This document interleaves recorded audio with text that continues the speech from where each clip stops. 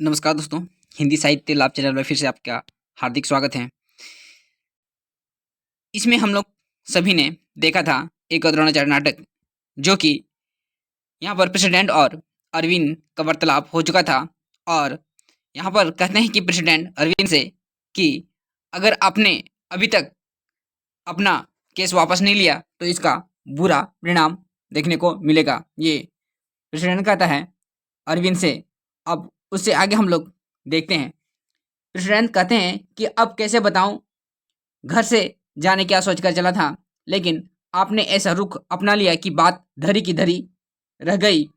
आपका या प्रिंसिपल है ना, सोचा था कि इसकी छुट्टी कर दूं, कॉलेज का नाश मार कर रख दिया। उसकी जगह आपको, है ना, मतलब आपको रखना चाहता था, मतलब अरविंद को रखना चाहता था। प्रेसिडेंट कहता है अगर आप इस केस को वापस लेते हैं तो आपको प्रिंसिपल बना दिया जाएगा।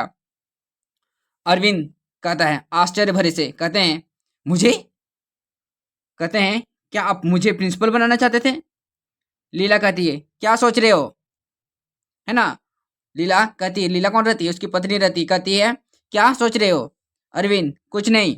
लीला प्रिंसिपल नहीं बनोगे? अरविंद कीमत जानती हो? लीला कहती है बिना कीमत दिए कुछ मिलता भी है?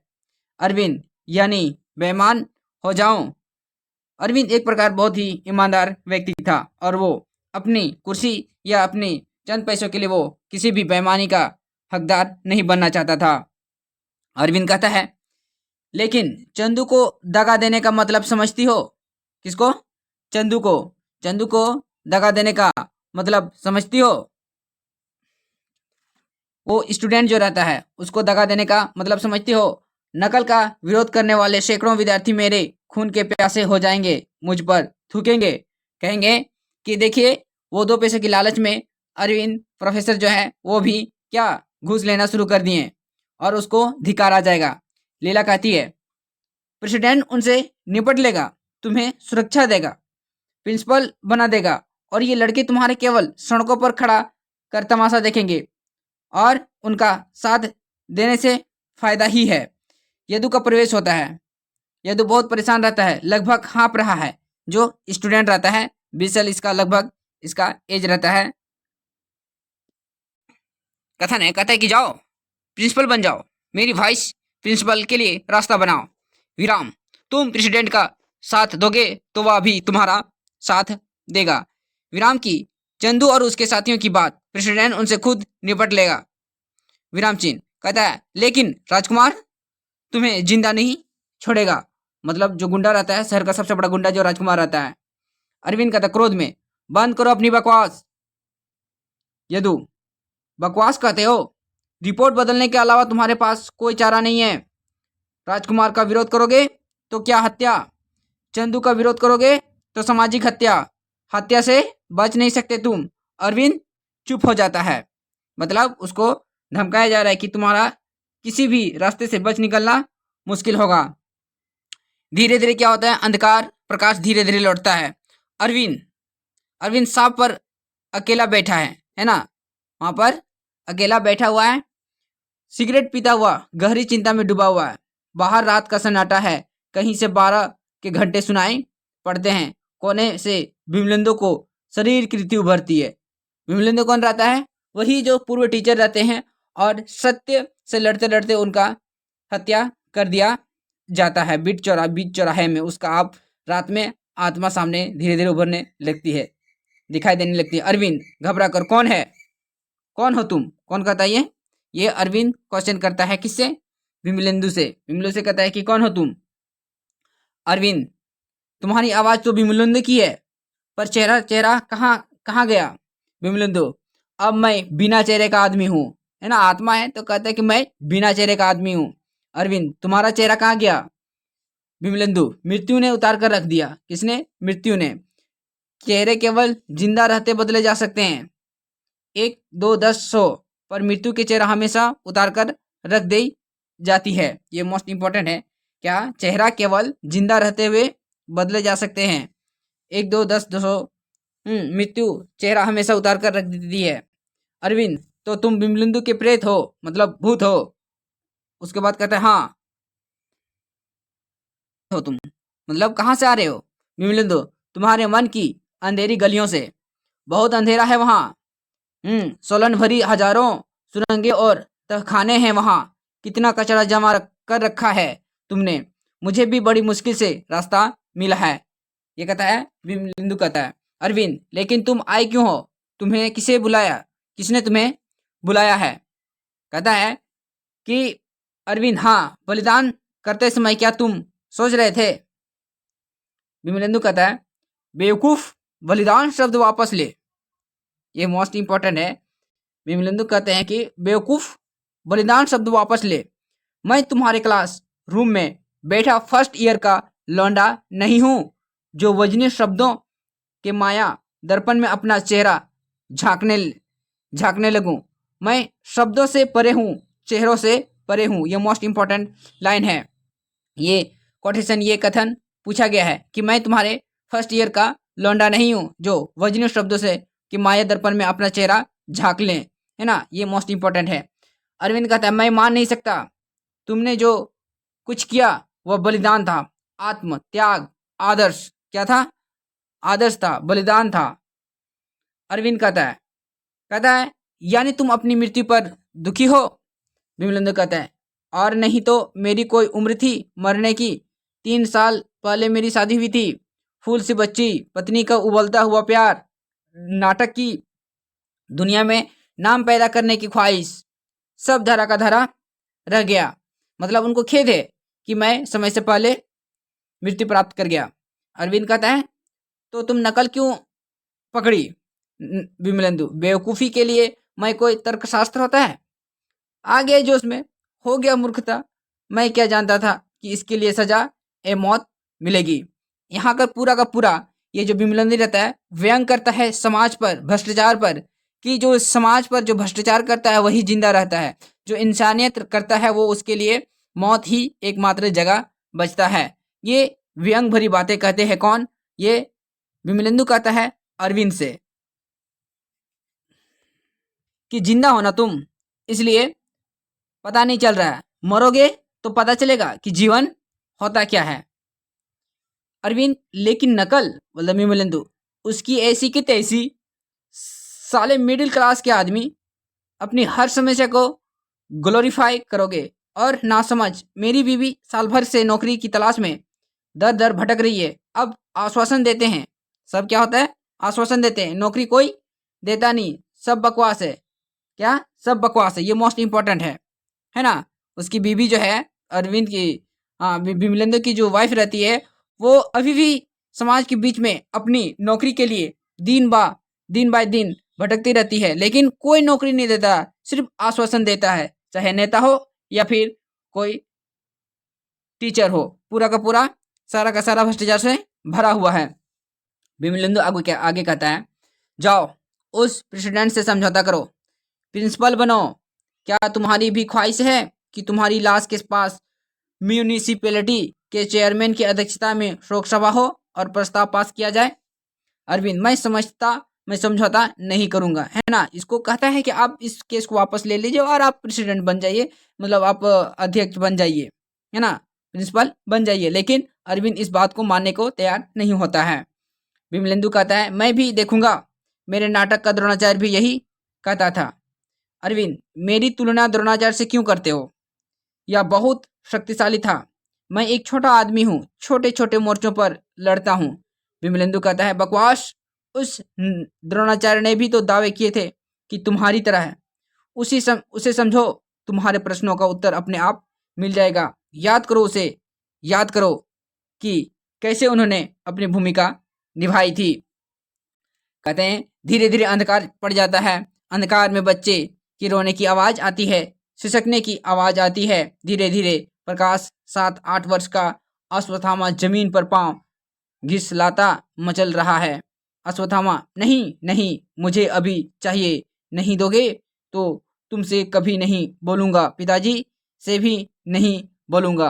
कहने का मतलब है, यहाँ पर अपना बच्चा मांग रहा है कि मुझे ये सामान चाहिए, वो सामान चाहिए, लेकिन नहीं देने के बाद क्या बोलता है कि फिर अब मैं पिताजी से या किसी से भी नहीं कहूँगा कि मुझे ये सामान चाहिए। मतलब ये रात में घटना घटित दोनों के बीच में वार्तालाप होती है और धीरे धीरे ये उस चेहरे को अनुभव करते हैं, उस स्थिति का अनुभव करते हैं कौन? अरविंद, जो कि उसको समझाया जा रहा था। वो पहले ही बात कर लिए थे कि ये घटना ये जो नाटक होती है वो दो कथा प्रसंगिक को लेकर चलती है। अब वो जो आधुनिकता पर बात किया जा रहा था, अरविंद रहता है, विमलेंदु रहता है, यदु रहता है, चंदू रहता है, प्रेसिडेंट रहता है, प्रिंसिपल रहता है, उसके साथ अब यहाँ पर देखिए यह महाभारत पर आधारित यहाँ पर इसका कैरेक्टर अब दिखाना शुरू कर दिया है। जो अश्वत्थामा रहते हैं, ये कृपि रहती है, कृपि के साथ उसके बाद जो द्रोणाचार्य रहते हैं, वो दोनों के बीच की वार्तालाप यहाँ पर शुरुआत हो जाती है। अश्वत्थामा क्या कहते हैं? चीख कर कहता है, तेरा क्या, किसी का कहना नहीं मानूंगा। कौन नहीं मानेगा? अश्वत्थामा। ला गोरस ला, मतलब उसको गोरस चाहिए, अभी ला, नहीं तो सिर पटक कर प्राण दे दूंगा। गोरस देती है कि नहीं? अपनी माँ से कहती है। सिर पटकता है, देती है कि नहीं? ले ले ले ले, सिर पटकता जाता है ना। कृपि, कृपि कौन रहती? माँ। तो मर जा। गोरस हो तो लाओ, तेरे बाप ने गाय तो नहीं बांध रखी है। देखिए अश्वत्थामा कहीं से ला। अश्वत्थामा कहते बोलते किसी से भी हमको ला तो चाहिए, नहीं तो मैं ले सिर पटकता हूँ। मतलब बच्चा है और वो किसी भी हद तक वो अपना जीत नहीं छोड़ना चाहता है। द्रोणाचार्य कहता है, अश्वत्थामा को पुचकारता हुआ हुमा कहता है कि क्या हो गया रे, रो क्यों रहा है? क्या माने फिर मार दिया? अश्वत्थामा, नहीं नहीं मारा। द्रोणाचार्य, तब क्या हो गया? अश्वत्थामा कहता है, गोरस पीऊंगा। क्या की पिएगा? गोरस पीऊंगा पिताजी, गोरस पीऊंगा। है ना, बच्चा एकदम पूरा जिद में है। कहता है द्रोणाचार्य, पर ये आपने गाय कहाँ है? कृपि मिट्टी का पात्र लिए गाती है। क्या मतलब? मिट्टी का पात्र लेके लेके आती है कुछ, उसमें कहती कि ले पी। अब रोएगा माँ तो देखना, मतलब अब रोना मत, मैं तुझे दे दी ना। हठी कही का मतलब बहुत जिद्दी है तुम। अश्वत्थामा दूध पीता है। कौन पीता है? अश्वत्थामा जो पुत्र रहता है वो दूध पीता है। कृपि उसको उसका करुण दृष्टि से देखती है। करुण मतलब करुण दृष्टि से देखती है, दया भाव से देखती है। गोरस कैसा लगा बेटे? है ना। कौन कहता है? माँ कहती है, गोरस कैसे लगा बेटा? अश्वत्थामा, बहुत अच्छा पा, बहुत अच्छा था। माँ बाहर जाने लगता है। द्रोणाचार्य पात्र दिखाता हुआ, पात्र मतलब कटोरा। अश्वत्थामा को तुमने क्या पिलाया? कृपि, दूध। और क्या? है ना। द्रोणाचार्य, क्या इस पात्र में दूध था? है ना। दोनों आश्चर्य भरी बात से कहते हैं, क्या इस पात्र में दूध था? झूठ क्यों बोलती हो? है ना। क्योंकि वो जानती है कि घर में वो क्यों, द्रोणाचार्य वो जानते हैं क्योंकि घर में वो दूध नहीं है। लेकिन कृपि कहाँ से देगी? लेकिन उसको झूठ बोल के उसको फुसलाया जाता है। द्रोणाचार्य जो रहते हैं, दोनों के बीच में वार्तालाप होती है। कृपि कहती है कि इस बर्तन में दूध के नाम पर आटे का घोल था। क्या पिलाया गया था उसको? किसको? अश्वत्थामा को घोल पिलाया गया था। किसका? आटे का। द्रोणाचार्य कहता है, इस छोटे से बच्चे के साथ कपट करते हुए आपको शर्म नहीं आई? मतलब माफी तुम्हें मांगे। कहता है, कृपि शर्म करती तो अब तक सिर पटक पटक कर मर गया होता। द्रोणाचार्य कहता है, लेकिन आटे का घोल पी कैसे लिया? है ना। कृपि, पीता नहीं तो कहाँ जाता? आंचल छूटने के बाद कभी दूध पिया होता तो याद रहता दूध का स्वाद कैसे होता है। विराम चिन्ह लगता है। दूध के नाम पर जहर देती तो भी पी लेता। ये कौन कहता है? ये कृपि कहती है अपने पति से। द्रोणाचार्य कहता है, क्या सचमुच दूध नहीं पिया उसने कभी? कृपि, इस बात पर अब दृष्टि पड़ी तुम्हारी, मैं कहती तो विश्वास करते तुम। मुझे झगड़ालू स्वभाव दरिद्री कहकर कोसते। है ना। दोनों के बीच में वार्तालाप हो रही है। द्रोणाचार्य का अपमान द्रुपद करता है। द्रुपद से बदला लेने की कसम खाते हैं द्रोणाचार्य। कौन?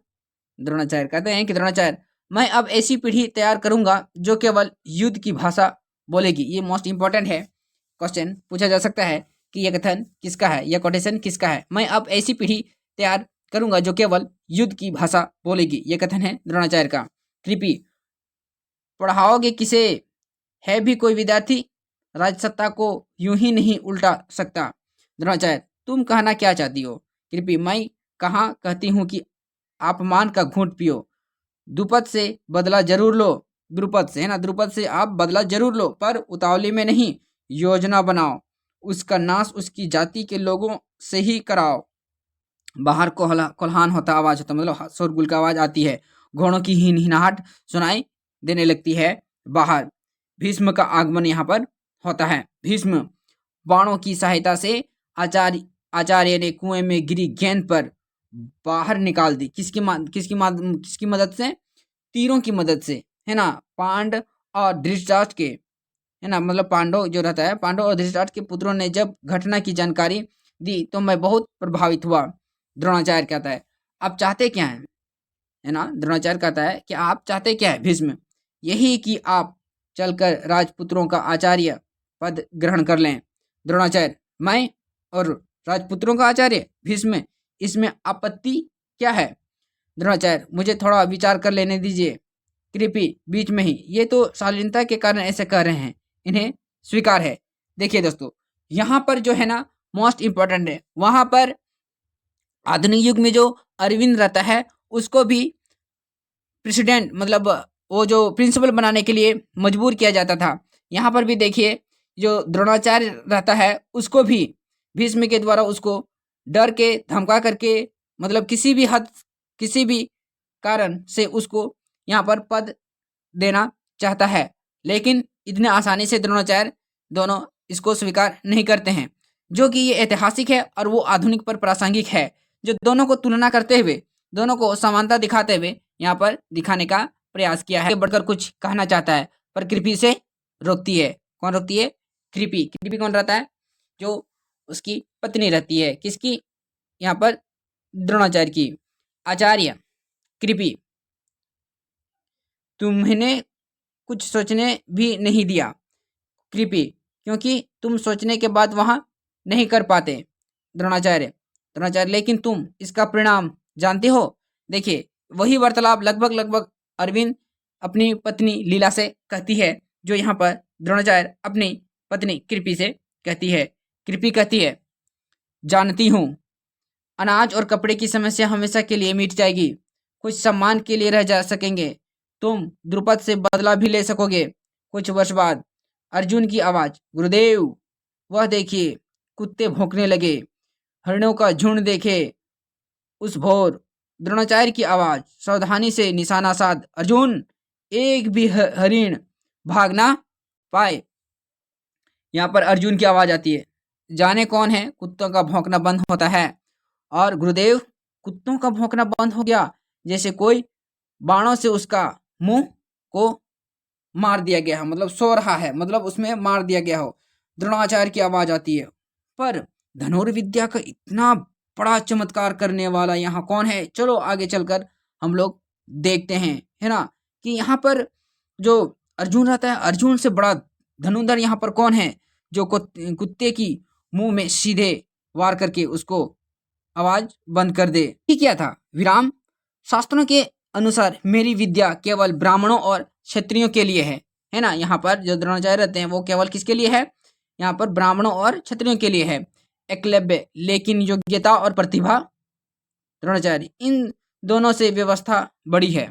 मोस्ट इंपॉर्टेंट है ना, इनसे इन दोनों से व्यवस्था बड़ी है। एकलव्य, क्या यह सच है?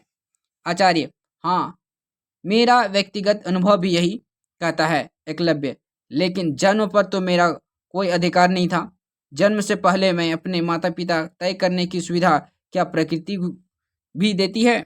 द्रोणाचार्य लेकिन मनुष्य का जन्म हमेशा एक अनचाहे व्यवस्था में होता है। ये कहता है कौन है? द्रोणाचार्य। द्रोणाचार्य कहता है मेरी गुरु दक्षिणा तुम्हें बहुत दुखी देगी। किसे? एकलव्य से कहता है कि मेरी जो दक्षिणा रहती है, मेरी गुरु दक्षिणा जो रहेगी वो तुम्हें बहुत दुखी देगी। यहाँ पर एकलव्य प्राणों से भी तो अधिक कुछ नहीं दे लेंगे आप। अगर एकलव्य कहता है कि अगर आप हमसे लेंगे तो क्या लेंगे? बहुत से बहुत मेरा प्राण लेंगे। द्रोणाचार्य तो सुनो, मुझे तुम्हारे दाहिने हाथ का अंगूठा चाहिए। क्या चाहिए? दाहिने हाथ का अंगूठा चाहिए, जिससे उन्होंने सीखा था उसको बाण चलाना, धनुष चलाने के लिए। एकलव्य यह आपने क्या मांग लिया? अंगूठा देने के बाद मैं क्या रह जाऊंगा? आप आशीर्वाद दे रहे हैं या साप? एकलव्य कहता है क्या आप इस अर्जुन से कभी उसका दाहिना हाथ मांग सकेंगे? मतलब हम तो आपसे सीखे नहीं, लेकिन हम आपके राह में आपके प्रतिरूप में रहकर हम सीखे हैं। लेकिन जिसको आपने सिखाया है, मतलब अर्जुन को अगर आपने सिखाया है, क्या उनसे आप दाहिना हाथ मांग सकेंगे? क्या आप भी भीम से उसकी भुजा मांग सकेंगे? द्रोणाचार्य फौज रहता है, आप मांग सकेंगे भी तो नहीं मिलेगी। विराम, अब अपने मुझसे ही अंगूठा क्यों मांगा? क्या आप अपने शिष्य की हत्या नहीं कर रहे हैं? ये प्रश्न करता है कौन? एकलव्य अपने गुरु से, द्रोणाचार्य से। कहते हैं अर्जुन, लेकिन आपने शिक्षा दी कहाँ है? मतलब अगर आप एकलव्य से अंगूठा मांग रहे हैं तो किस हक से मांग रहे हैं? अर्जुन यहाँ पर प्रश्न करता है कि आपने तो शिक्षा उन्हें दी ही नहीं, अपने आपको गुरु दक्षिणा देना भी क्या अपराध हो गया है ना? द्रोणाचार्य, एकलव्य का अंगूठा बने रहने का अर्थ समझते हो? धनुर्विद्या पर उसका अधिकार हो जाएगा। मतलब द्रोणाचार्य यहाँ पर चाहता है कि दुनिया में एकमात्र धनुर्विद्या सबसे श्रेष्ठ हो और वह अर्जुन ही हो, लेकिन यहाँ पर एकलव्य जो रहता है सबसे बेस्ट यहाँ पर सिद्ध होता है, इसलिए उसको धनुर्विद्या मतलब उसका अंगूठा मांगा जाता है, जिससे वह धनुर्विद्या ना चला सके। धीरे धीरे उसकी जाति का अधिकार हो जाएगा, मतलब अब दूसरी जाति पर उसका अधिकार हो जाएगा। शक्तिशाली होने के बाद ये क्षत्रियों को स्पर्धा करेंगे और परिणाम होगा वर्णाश्रम धर्म संकट का विराम। उसका अंगूठा छीनकर मैं इन संभावनाओं को हमेशा के लिए समाप्त कर दूंगा, समझें? और ये वार्तालाप जो यहाँ पर दोनों के बीच में चलती है, अर्जुन और द्रोणाचार्य के बीच में। तो ये था दोस्तों हम लोग का एक और द्रोणाचार्य का दूसरा भाग, जो एग्जाम की दृष्टि से मोस्ट इंपॉर्टेंट है। अगर आपको ये वीडियो अच्छी और आपके लिए उपयोगी साबित होती है तो प्लीज़ लाइक कमेंट सब्सक्राइब जरूर कर दीजिएगा, ताकि आने वाले वीडियो आपके तक पहुंचते रहे और उसके साथ साथ मुझे भी मोटिवेशन मिलते रहे। तब तक के लिए धन्यवाद। मिलेंगे हम लोग अगले ही वीडियो में। Thank you.